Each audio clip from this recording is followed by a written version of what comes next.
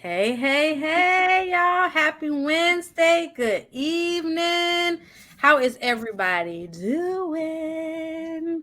All right. So, y'all know what y'all got to do. Drop in the comments. Tell us how you're doing. How is your February rocking out? Is it to this point? Is it where you thought you would be? Are you like, not doing enough? You still on holiday drag? Like, what is going on with you? How are you feeling? We want to know. Drop it in the comments. We would love, love, love to hear from you. So, we have an interesting one tonight. I'm a little excited about this one low key. At first, I was like, I don't know, but I'm a little interested in this one low key. So, if you saw the title, you're probably like, wait, what? We're talking entrepreneurial ADHD. So, I had to look up the definition before because I need like some key like talking points. But if you don't know, it is attention deficit order, which is a situation where like you have a difficulty paying attention, a short attention span, hyperactivity. But the big one for me was impulsiveness. So we're gonna get into it. You probably got a little trigger with impulsiveness. This is a really good one though. It's a setup for probably a lot of things that may be hampering any goals that you set for yourself. And we're already creeping through quarter one as it is. So we're gonna get into it. Grab your drinks, grab your partner, grab your friend, get comfortable, and let's talk. All right, so y'all bear with me because tears might start flowing and all this type of stuff because I'm one of them that I am very, very impulsive. Okay, I am fueled by motivation, and if y'all have not seen or heard from Dayna about getting social, she did that whole thing last month, and she said something that stuck out to me.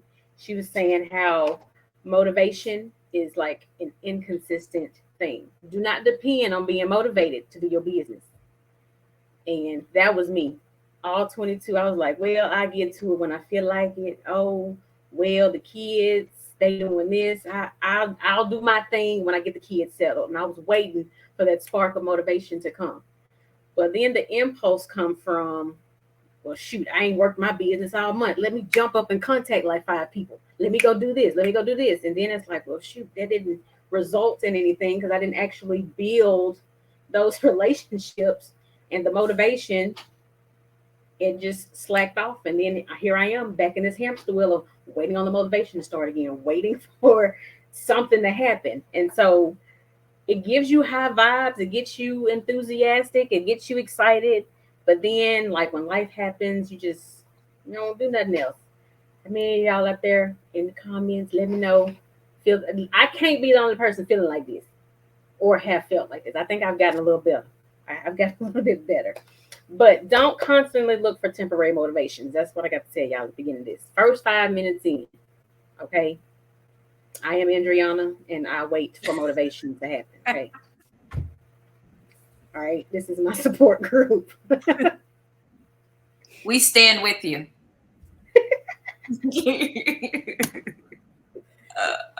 that that's interesting about the motivation thing because I had to learn, at least for myself, very, very, very early. I don't ever feel like doing it. I don't. Like I don't. Like, especially if it's something, and I'll actually just kind of use this clerical work. I don't like it. I don't like it. I don't like it. I don't like it. I outsource it as much as I can. There's aspects that I have to understand how it works, and so then I have to sit down for it. But I'm never, ever, ever, ever gonna want to.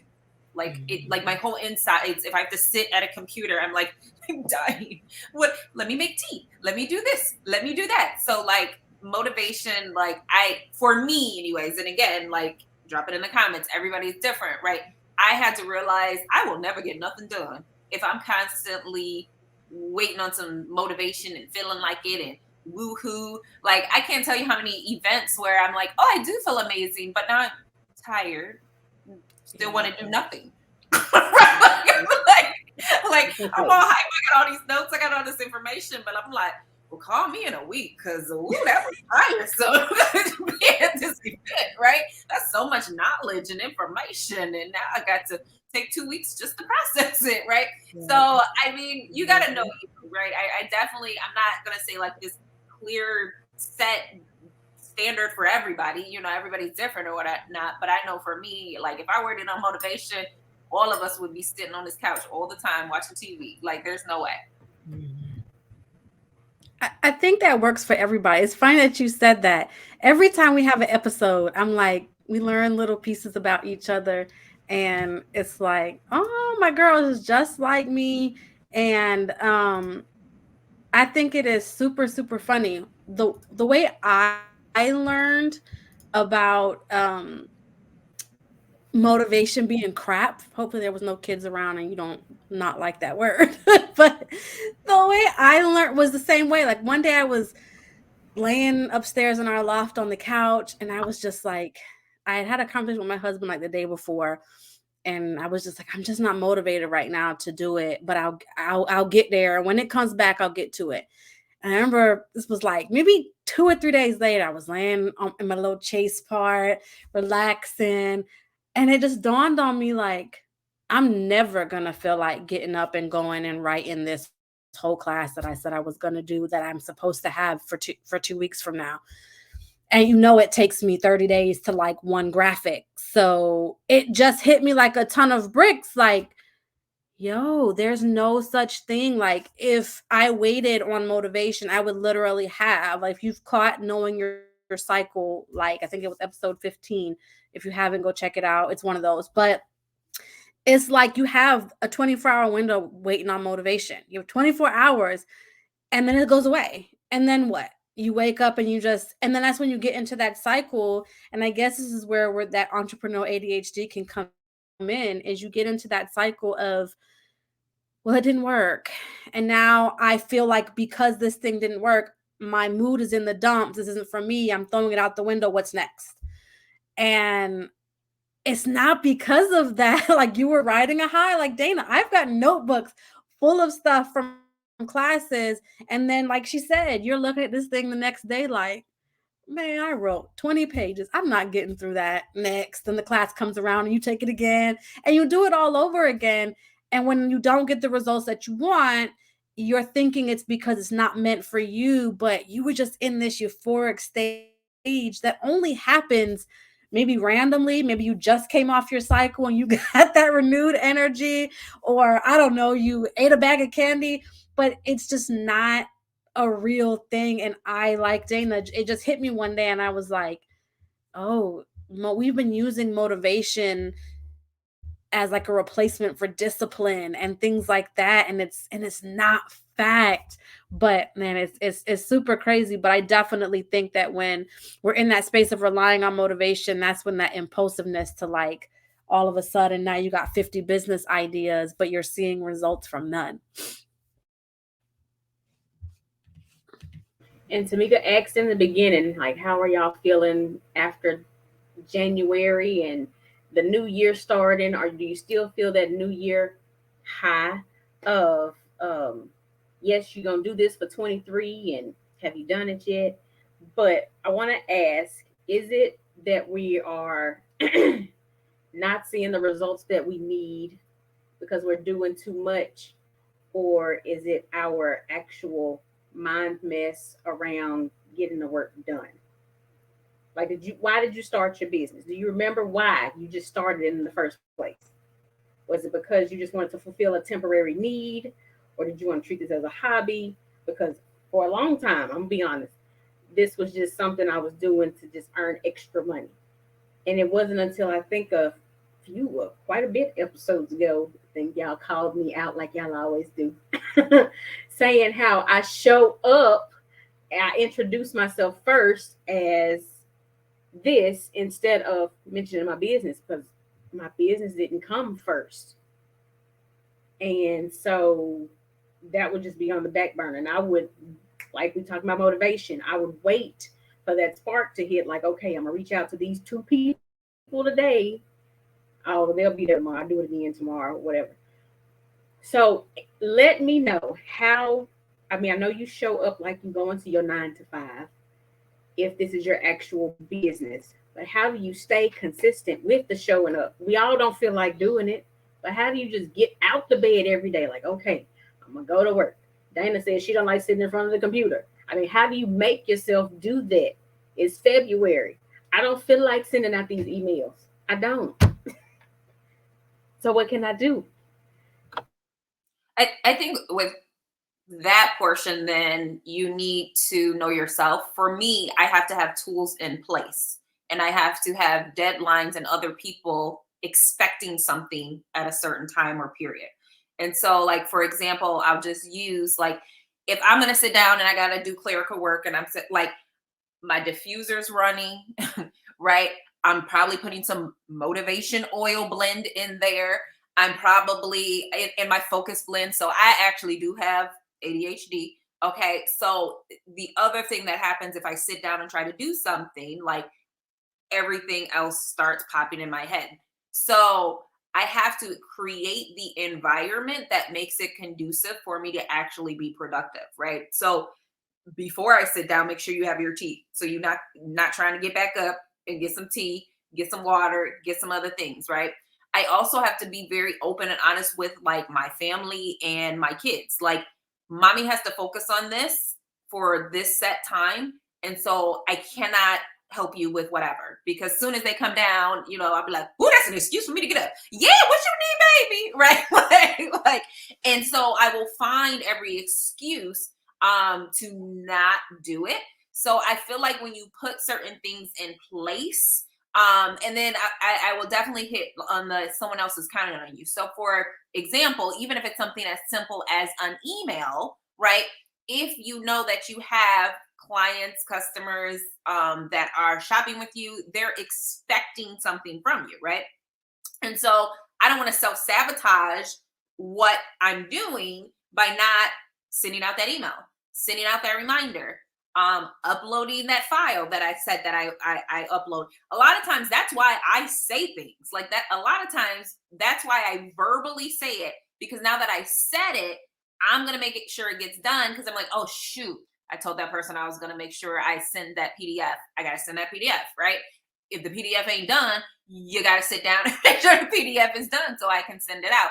So I would just say, for me, it is creating and using tools for the environment. And then it's also like having accountability that's outside of myself. So if somebody else is expecting it from me, I'm going to show up. I'm going to make sure that it happens. And also, if you're in a place and position to do it, outsource it. Don't do stuff that you don't enjoy doing if you know that you're not going to stay consistent with it. Yeah, I like all that. And I think that it is a really good, like, segue into the fact that as women, especially if you're a wife, you're in a partnership, you have live-in folks, or you have kids, there are a lot of other, I'll call them reasons to be kind, a lot of other reasons for us to stop what we're doing and go do something else, right? And I know for me, one of the hardest things for me to do, and we've all talked about this probably throughout millions of episodes. We haven't done a million yet, but y'all get my point. Millions of minutes, I'll say, where we've said that, we've learned along the way things about ourselves. And one of the hard truths that I've had to face was, I've said it before, I'll say it again, I hate being put into a box, because I want to, be free and not have to work under somebody else's, like, reign or whatever the case may be. But I had to learn really quickly that in order for me to be successful and not have those, like people say, those squirrely moments, those ADHD moments where I've just thought up 5 other businesses and I'm about to start it right now, knowing good dang on well I'm still trying to figure this out, I have to have a plan in place. Like Dayna said, if my kids are home, I have to get very, like, strict about what I'm doing. All right, here's my list. I mean, I have one from the other day right here. Like, this is my list. This is what I'm doing today. And it has to come off. Like, when it's done, it's done. That's my priority list. Because if I don't have that and they knock on that door, all it takes is that mama, bruh, and I'm done. I have to get up and walk away and give myself an hour and then come back. Because if I don't, I've lost that, I don't know, excitable drive. I'm like Dayna can agree. I hate the clerical stuff. I was sitting here doing like my monthly stuff thinking, I really hate doing this. I cannot wait till that day and my youngest asked me, so when are you going to hire other people? I said, I hope soon. Because I don't like doing that, but the service part of me is like, this is something that I know, even if people are not engaging with it, I know they're seeing it and they look forward to it every month because I get messages about it. Would I like for them to put a heart on it? Sure, it makes me feel good, but I know that they enjoy it and they see it, but I don't like to do it because I'm like, if I have to spend 2 hours putting all this together, I could be over here doing 2 hours. But that's on, one of my long-term goals for this year was getting to a place where I feel comfortable hiring somebody to do, like Dayna said, those clerical things, those things where I'm like, this is the idea, this is how you can do it, it's right here in my canvas, go and post it for me, like all of those things. But for me to stop from having those squirrel moments, I have had to put pen to paper. I have notebooks all over here. Y'all can see all the mess that's going on behind me that's not normal, but like if I tear things down, when I come in here tomorrow, I'm not going to put it back up and do what I need to do because it's just another reason that I could not do that piece. So I have had to be to turn off that entrepreneurial, that mommy ADHD, all of that is write the things down and get very, nope, this is this hour. And then when that's hours up, I do have to get up and walk away and then come back. Because if not, I do lose that piece of like, I'm really excited. But like I said, having a conversation with my youngest, I said, do you actually like what you do? I love what I do. Like I sit down and get excited about things that I'm doing, but it does have a threshold before my mind goes, nope, we've had enough. Let's pick up another business as we go.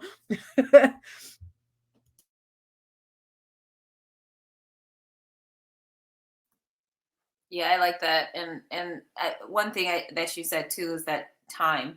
I think sometimes too we don't schedule it. We sit here and think, oh, I need to sit down here until it's done. And sometimes we could be more productive if we just said, you know what, I'm going to have a focused 30 minutes on this, set a timer, and then I'm going to get up and I'm going to walk around. So one of my productive days that my husband was here and home, like that's what he made me do. So he had his, I forgot what it's called, five music or whatever playing. We had my diffusers going. I had my little area. And like he would come in like, okay, time to shift, like time to get up, go take a walk outside, like so that you can kind of regroup, but then you're not overwhelmed and burned out. Because what happens too a lot of times is you're creating, and you're getting frustrated because you're like, I'm tired, but I need to finish this. It got to get done. And it doesn't even show up as well. And so I do think that's definitely a place that setting that time limit for yourself and then being okay if no, tomorrow we're going to come back to this certain situation or whatever it is. But I love, and I love like that when we talk about the attention part of business, because I think when I talk to women so many times, this is a huge one. Because a lot of times they'll start something and then they'll get frustrated, then they start something else and then they'll get frustrated, and then they start something else and then they'll get frustrated, right?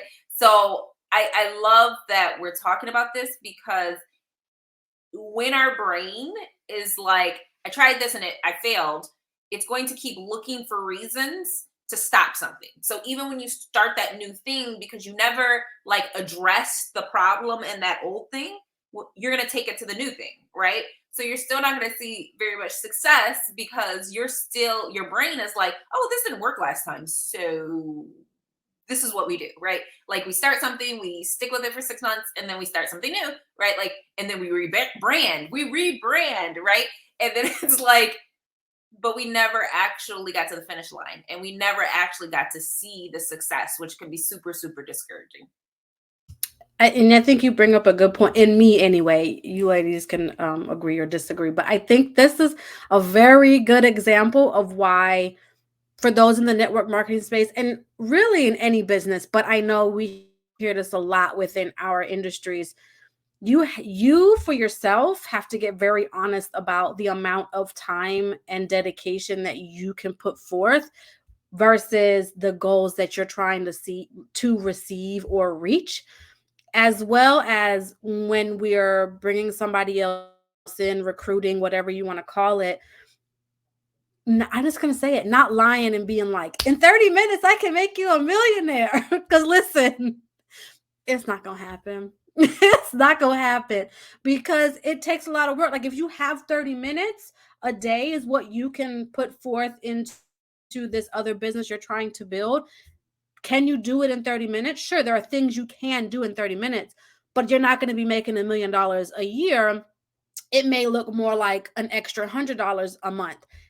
I mean, we can all use an extra $100 a month. There's nothing wrong with that. But I think this is where we have to be honest with ourselves and understand our limits and, our limitations and where we can and cannot go versus, like Andriana said, I'm motivated. I'm here, and for us, I'm gonna hit Royal Crown Diamond in 6 months, and then you're here at 6 months, and you're like, that girl lied to me because I haven't even ranked one time, and I'm not even making. And then you're upset, and then your brain goes to like 100 other places. But it's because of that. It's time, and we all have the same amount of time in a day. It's just all about how we choose to use it.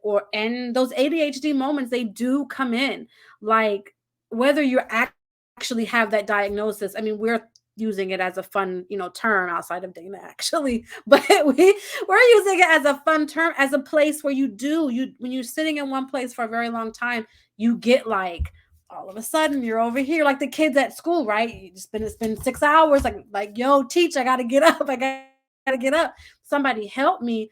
But it is like that in your business. And if you're not honest with, okay, look, give yourself like a month or 2 months or 3 months, whatever it is you need to do to find your patterns. Like Dayna said, her husband was like, all right, get up. We got to do things. Like Anthony knows about Dayna. She's going to do 90 things a day in an hour.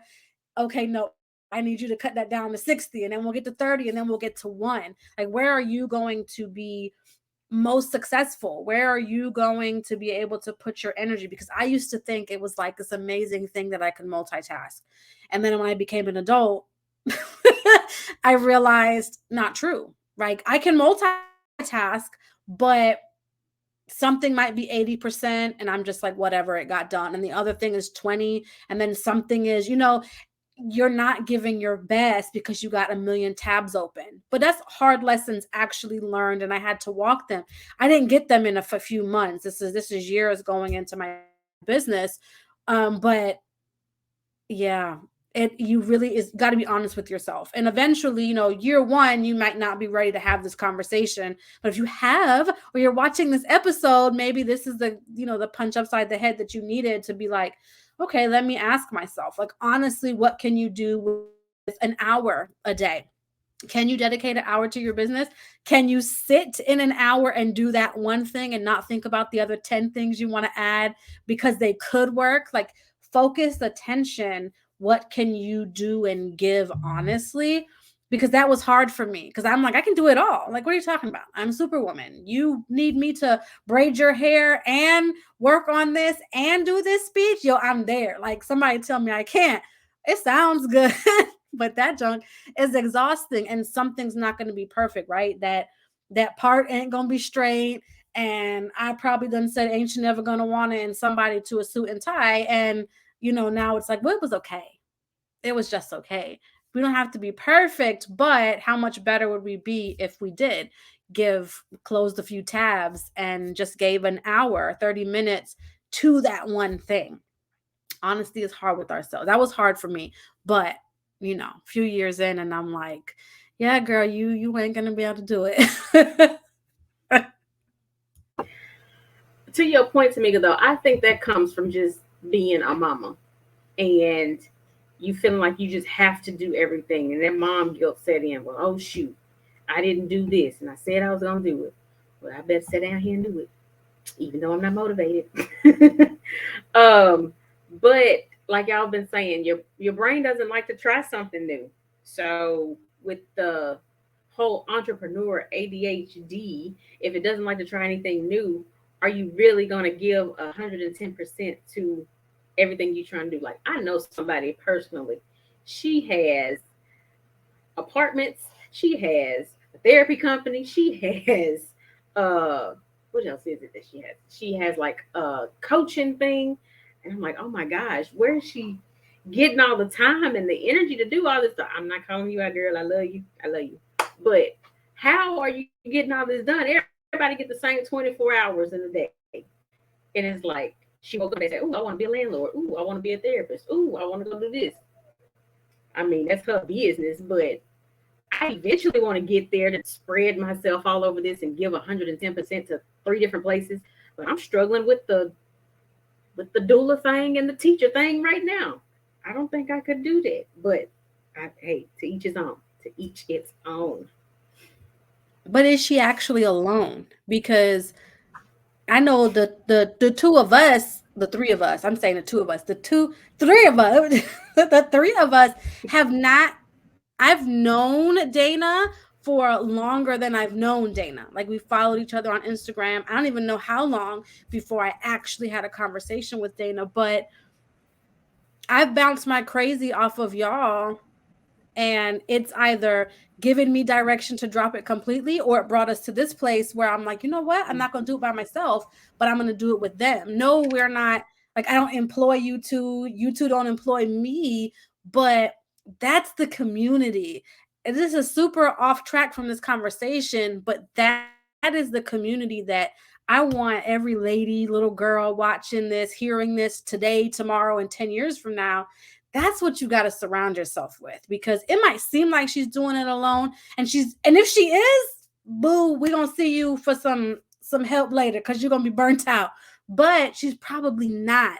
And it is probably maybe a massive team, a small team behind her that are doing the things that you just don't see.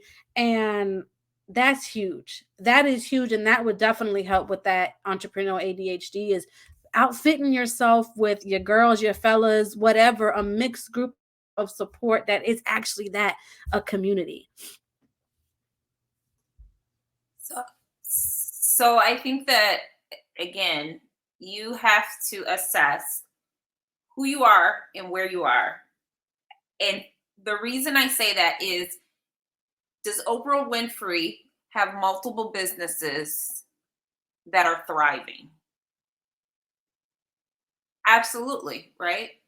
She's a billionaire. She absolutely does, right? Like, she has like a frozen food line that you can buy. Did you know that, right? She owns a whole station and books and author and was a TV personality, right?